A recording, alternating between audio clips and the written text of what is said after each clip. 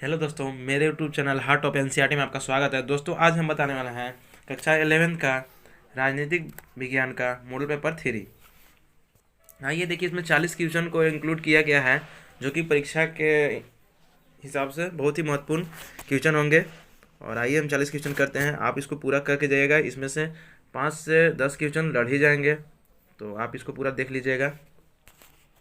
आते हैं, देखिए पहला क्वेश्चन है कि भारतीय संविधान कब लागू किया गया था। जो भारत का संविधान था, देखिए हम जो क्वेश्चन बन सकता है उसको भी एनालिसिस करा दे रहे हैं, ताकि आपका एग्जाम में अगर ये ना पूछे तो दूसरा भी पूछ सकता है। जैसे कि भारतीय संविधान, देखिए भारतीय संविधान से कुछ क्वेश्चन बता दे रहे हैं। अगर पहली बैठक पूछेगा, पहली बैठक, तो इसको याद रखिएगा 9 दिसंबर 1946। और दूसरी बैठक पूछेगा तो 11 दिसंबर, एक मिनट, 11 दिसंबर 1946। अब देखिए संविधान बना था, तो संविधान जो बना था, और पूरा बन के जब लागू हुआ था, पूर्ण रूप से बनने के लिए कहेगा, तो उसको याद रखिएगा 26 नवंबर 1949। लेकिन वही बोलेगा लागू कब हुआ था, लागू, तो उसको याद रखिएगा 26 जनवरी 1950। तो यहाँ पर 4 क्वेश्चन हो गया। पहली बैठक तो 9 दिसंबर 1946, दूसरी बैठक तो 11 दिसंबर 1946, लागू कब हुआ था 26 नवंबर 1949, और पूरा रूप से लागू बनकर तैयार हुआ 26 नवंबर 1949, और पूरा रूप से लागू तो 26 जनवरी 1950। तो क्वेश्चन पूछ रहा है लागू कब हुआ, तो 26 जनवरी 1950। तो option number D right answer. आगे बढ़ते हैं। संविधान द्वारा, सॉरी, यहाँ लिखा है विधानसभा, एक मिनट, यहाँ पर लिखा है विधानसभा, तो इसको याद संविधान सभा लिखेगा। संविधान सभा के द्वारा संविधान निर्माण में कुल कितना समय लगा, तो उसमें लगे थे 2 वर्ष 11 महीना 18 दिन। तीसरा क्वेश्चन है कि डॉक्टर अंबेडकर किस समिति के अध्यक्ष थे। तो देखिए अध्यक्ष अलग अलग पर समिति के अध्यक्ष थे। तो देखिए अगर अस्थायी अध्यक्ष पूछे, अस्थायी, एक थे अस्थायी अध्यक्ष, एक कौन थे, एक थे अस्थायी अध्यक्ष, और एक थे प्रारूप। तो अस्थायी के लिखिएगा एस फॉर सचितानंद, अस्थायी के लिए याद रखिएगा डॉक्टर राजेंद्र प्रसाद, और प्रारूप के थे अंबेडकर साहब, डॉक्टर अंबेडकर। तो याद रखिएगा अस्थायी अगर अध्यक्ष पूछेगा तो सचितानंद सिन्हा याद रखिएगा, अस्थायी अध्यक्ष पूछेगा तो डॉक्टर राजेंद्र प्रसाद, अगर वही पूछेगा प्रारूप समिति के अध्यक्ष कौन थे, तो वे थे डॉक्टर भीमराव अंबेडकर। तो यहाँ पर लिखा है कि डॉक्टर अंबेडकर किस समिति के अध्यक्ष थे, तो अभी बताया ना किसका थे, तो प्रारूप यानी कि ड्राफ्ट कमेटी के अध्यक्ष थे। तो option number A right answer हो जाएगा। तो यहाँ से आप 3 क्वेश्चन भी समझ लिए होंगे। तो यह वीडियो आप लोग को बहुत ही हेल्पफुल होगा, आप पूरा देखें। देखिए वर्तमान में भारतीय संविधान में कुल कितने भाग हैं। देखिए वर्तमान में 25 भाग हैं। अगर यहीं पर देखिए अनुसूची पूछेगा, देखिए जो अनुसूची की बात कर देगा, अनुसूची, तो अनुसूची वर्तमान में है 12। लेकिन वही पहले पूछेगा कि पहले अनुसूची कितने थे, तो पहले 8 थे। अब अनुसूची की संख्या कितना हो गया है, 12 हो गया है। और कुल कितने भाग हैं संविधान में, कुल कितने भाग हैं, तो है 25। तो option number A right answer. आगे बढ़ते हैं। 5 क्वेश्चन है कि संविधान सभा के उद्घाटन अधिवेशन की अध्यक्षता किसने की थी। ते किए थे डॉक्टर सचिदानंद सिन्हा। तो option number C right answer हो जाएगा। मौलिक अधिकारों का 6 क्वेश्चन है, मौलिक अधिकारों का संरक्षण कौन देता है। तो जो मौलिक अधिकार हैं उनका संरक्षण हम लोग को देता है सर्वोच्च न्यायालय यानी कि सुप्रीम कोर्ट देता है मौलिक अधिकार का संरक्षण।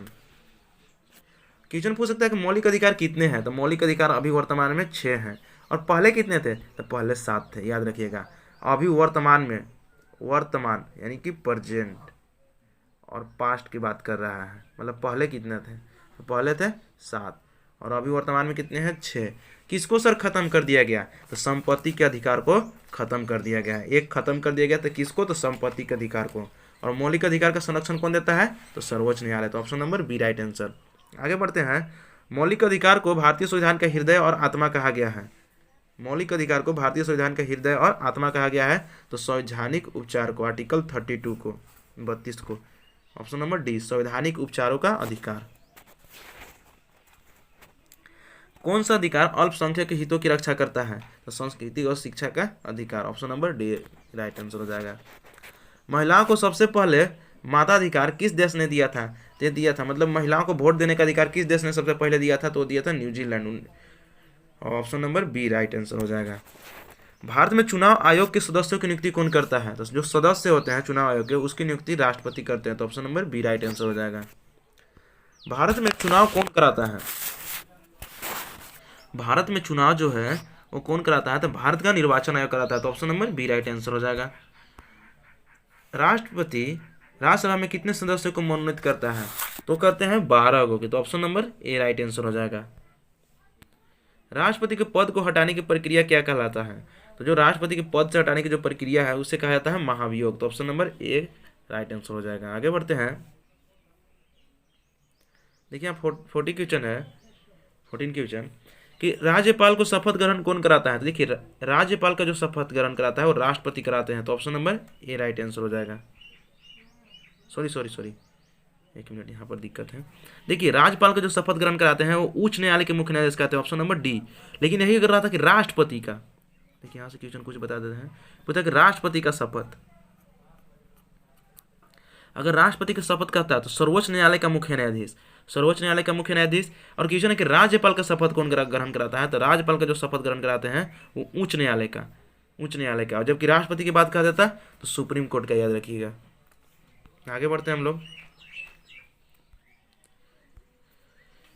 किसने कहा कि राज्यपाल सोने के पिंजरे बंद चिड़िया के समान है? तो ये कहते हैं सरोजिनी नायडू, तो option number A right answer हो जाएगा। 16 है कि भारत का उपराष्ट्रपति किसका पदेन सभापति होता है? तो यह राज्यसभा का होता है, option number B right answer हो जाएगा। प्रधानमंत्री की नियुक्ति कौन करता है? जो प्रधानमंत्री की नियुक्ति होते हैं वो राष्ट्रपति करते हैं, option number C right answer.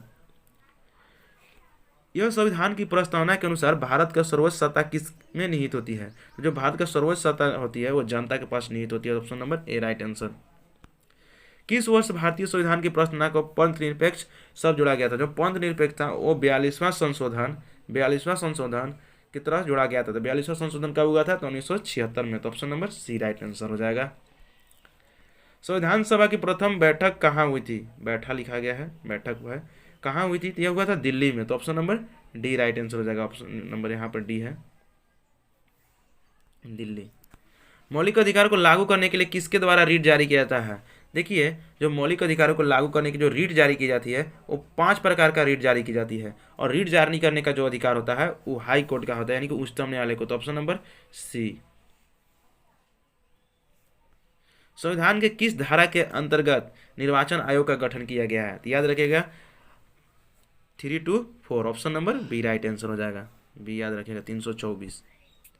राष्ट्रपति बनने के लिए न्यूनतम आयु क्या होनी चाहिए? इसके लिए 35 वर्ष, ऑप्शन नंबर सी। अगर वही प्रधानमंत्री पूछ देता तो 25 साल याद रखिएगा, और राष्ट्रपति बनने के लिए 35 साल, तो option number C right answer हो जाएगा। आगे बढ़ते हैं, और राज्यसभा के लिए कहा जाएगा, देखिए राष्ट्रपति के लिए बोलेगा तो 35 साल याद रखिएगा, राज्यसभा का सदस्य होना चाहिए तो 30 साल, और अगर लोकसभा के सदस्य कहेगा तो 25 साल, और जो प्रधानमंत्री होता है वो लोकसभा का सदस्य होता है, यानी कि 25 साल ही चाहिए प्रधानमंत्री के लिए। राज्यसभा के सदस्य 30 साल, ठीक है।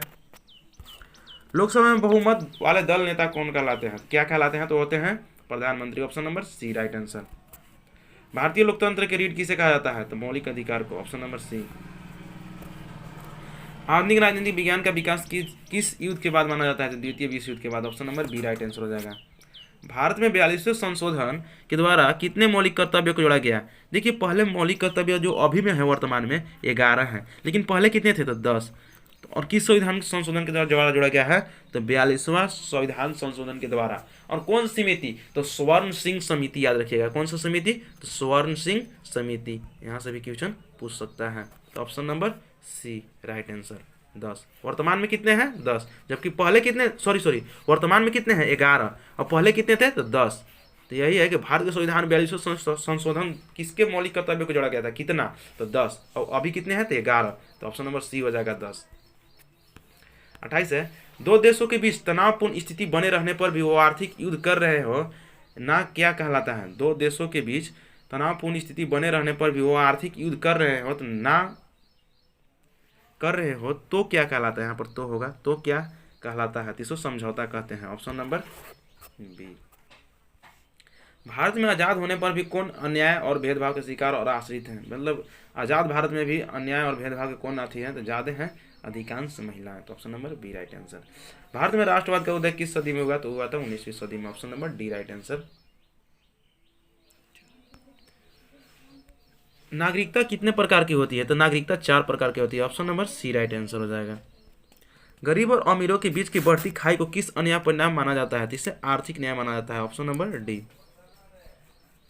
किस प्रकार की स्वतंत्रता पाने पर व्यक्ति अपने विचारों और भाव को व्यक्त कर सकता है? तो अगर देखिए, अगर उसे अभिव्यक्ति की आज़ादी मिल जाएगा, तो मतलब अभिव्यक्ति की स्वतंत्रता मिल जाएगा, तो अपने विचारों और भावों को व्यक्त कर सकता है। तो option number C. Option number C हो जाएगा। 34 है, प्रजातंत्र में सर्वोच्च सत्ता किसे माना जाता है? सर्वोच्च सत्ता किसे माना जाता है? तो जनता को माना जाता है। तो option number D right answer हो जाएगा। संघ सूची में कितने विषय हैं? जो संघ सूची में विषय हैं वो है 97 97। तो option number C right answer हो जाएगा। और 36 है, किस सूची के 47 विषय पर वास्तविक अधिकार केंद्र का है, मतलब केंद्र सरकार का है? तो इस पर समवर्ती सूची का अधिकार है 47 विषयों पर। तो option number C right answer हो जाएगा। संविधान के किस संशोधन के द्वारा स्थानीय संस्थाओं को संवैधानिक दर्जा प्राप्त है? तो किस संशोधन के द्वारा? तो 73वें। तो option number B right answer हो जाएगा। संविधान का आधार क्या होता है? तो जो संविधान का आधार होता है वो राजनीतिक दर्शन होता है। तो option number D right answer हो जाएगा। किस राज्य के तहत 370 का प्रयोग किया गया है? देखिए 370 था क्या? 370 एक प्रकार का आर्टिकल था जिसमें एक विशेष कानून था जो कि किसे मिला था? तो यह मिला था जम्मू कश्मीर को, और इसे हटा भी दिया गया है। तो किस राज्य के लिए 370 का प्रयोग किया गया था? तो जम्मू कश्मीर के लिए। तो ऑप्शन नंबर डी हो जाएगा। आगे बढ़ते हैं, लास्ट क्वेश्चन है 40 क्वेश्चन कि भारत में कैसी विधायिका है? मतलब कैसी विधायिका है? तो भारत में एक सदनीय, द्वै सदनीय, बहुसदनीय, आकस्मिक। तो देखिए जो भारत है, तो भारत में 2 प्रकार की विधायिका है, एक है राज्यसभा आरएस और एक है लोकसभा। तो एक सदन और एक सदन कितने हो गए? 2 सदन। तो ऑप्शन नंबर ऐसे भी आपको पता चल गया होगा, ऑप्शन नंबर बी 2 सदनीय है। भारत में कैसी विधायिका है? तो 2 सदनीय है। कौन कौन से? तो राज्यसभा और लोकसभा। तो यहीं पर ये सेशन लास्ट करते हैं। और आप लोग का सेशन कैसा लगा आप लोग कमेंट में जरूर बताइएगा। और यह वीडियो आप लोग को अच्छा लगा हो तो लाइक कीजिएगा और शेयर भी कीजिएगा। थैंक यू दोस्तों, जय हिंद। और मेरे चैनल पर नया हो तो चैनल को सब्सक्राइब कर दीजिएगा। Thank you.